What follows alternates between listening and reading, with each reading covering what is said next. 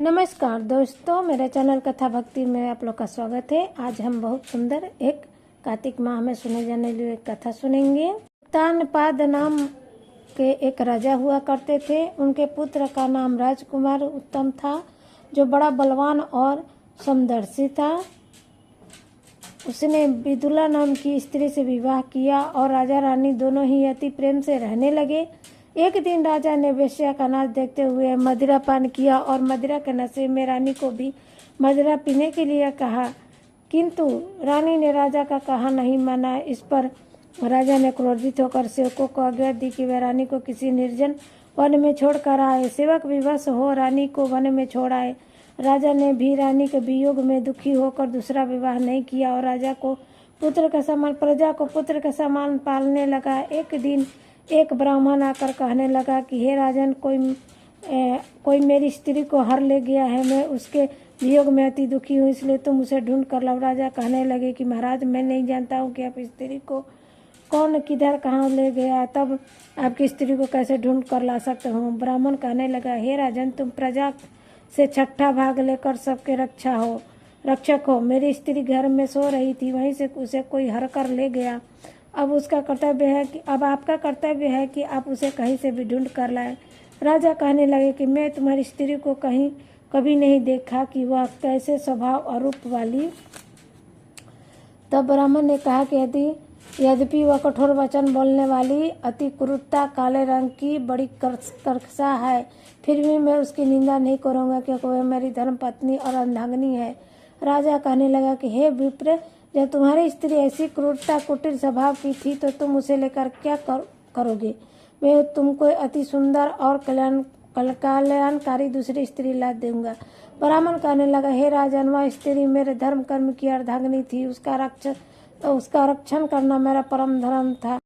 जो मनुष्य ऋतु काल के पश्चात स्त्री संभोग नहीं करते, उसके तीर एक मास तक उसके रुधिर में लौटते हैं। ब्राह्मण के ऐसे वचन सुनकर राजा अपने शस्त्र लेकर रथ पर सवार हुआ और चारों ओर घूम कर उस स्त्री को खोजने लगा। कुछ दूर जाकर उसने एक आश्रम में कुशा के आसन पर बैठे हुए एक महान तपस्वी ऋषि को देखा। ऋषि ने राजा को देखकर उसका कुछ भी आदर सत्कार नहीं किया और कहा कि हम जानते हैं तुम राजा उत्तानपाद के पुत्र हो, मगर तुम यहाँ किस कारण आए? राजा कहने लगा कि हे मुनि, ब्राह्मण के घर में कोई दुष्ट उसकी स्त्री को ले गया है।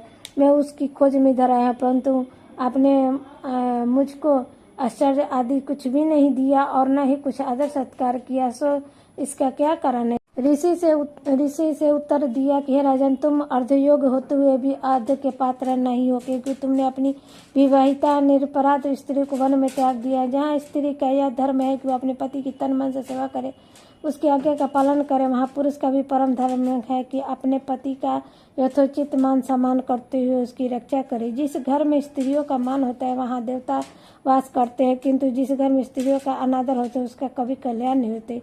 इतना सुनकर लज्जायुक्त होकर राजा पूछने लगा, भगवान, आप भूत, भविष्य और वर्तमान तीनों काल का हाल जानने वाले हो, सो कृपा करके बताइए कि ब्राह्मण की स्त्री कौन है और कहाँ ले गए हैं? ऋषि कहने लगी, है राजा ने आदि का पुत्र बालक नामक राक्षस ब्राह्मणी को उत्पल वन में लेकर हर कर ले गया है, सो जाओ उसको ढूंढ कर ब्राह्मण से मिल कराओ।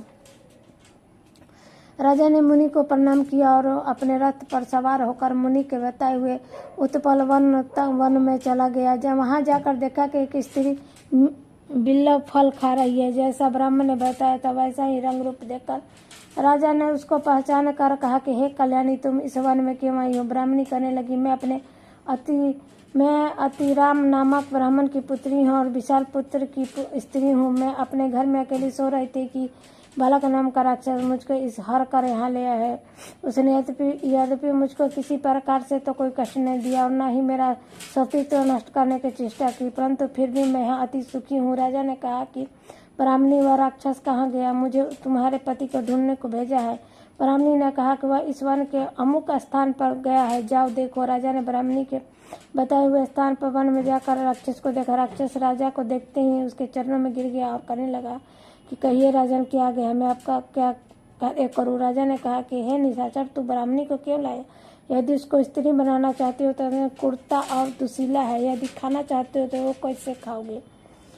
राक्षस कहने लगा, हे राजन, मैं घर में ही बहुत अप्सराएं हैं, उसको छोड़कर इस क्रूरता से भोग करने की मैंने कभी इच्छा नहीं की और न ही मैं मांस खाता हूँ। मैं तो केवल पूर्व जन्म के पापों का प्रायश्चित कर रहा हूँ। इस ब्राह्मणी को हर कर लाने का कारण केवल यही है कि इसका पति राक्षसों को मारने का मंत्र जानता है। जब वो हम यज्ञ के अन्न को ग्रहण करने के लिए जाते थे तो वह हमको वहाँ से भगा देता था।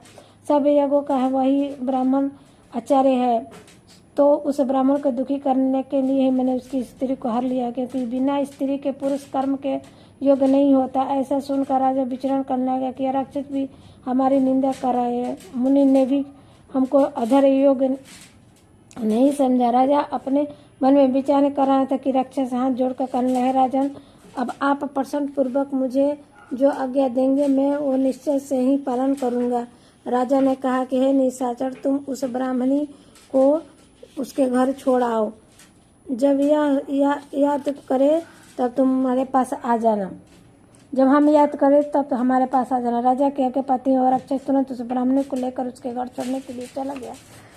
अब राजा अपने मन में विचारने लगा कि हमारी अपनी स्त्री को त्याग दिया है, अब हम कौन सा ऐसा पुण्य कार्य करें जिससे यह पाप दूर हो जाए। राजा ऐसा विचार कर रथ पर सवार होकर उसी मुनि के पास गया और प्रणाम करके उनसे अपना कर्तव्य पूछने लगा। मुनि ने कहा, हे राजन, पुरुष के लिए स्त्री धर्म, अर्थ, काम और मोक्ष को देने वाली होती है। उनके बिना पुरुष को इस लोक और परलोक में कभी सुख शांति प्राप्त नहीं होती। स्त्री चाहे कैसी भी कर्कश, खोटे स्वभाव वाली, मूर्ख, रोगी, दरिद्री क्यों न हो, परंतु उसको पति को उसका त्याग नहीं करना चाहिए। राजा कहने लगा कि महाराज, मैंने अपनी पवित्र स्त्री को बिना अपराध त्याग दिया था, मैं क्या करूँ। तब मुनि महाराज ने कहा कि राजन, तुम्हारी स्त्री को सतपात नामक नाग ने वन में घूमते हुए देखा था, सो वही उसे पाताल लोक में ले गया है।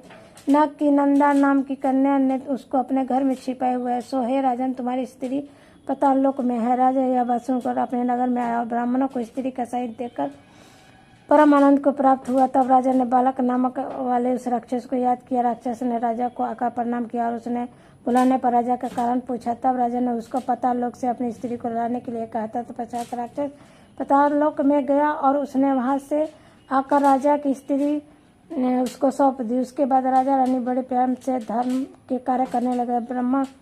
ब्रह्मा जी कहते हैं, नारद, हमने तुम्हें गृहस्थ आश्रम का महात्म्य विस्तार पूर्वक कहा और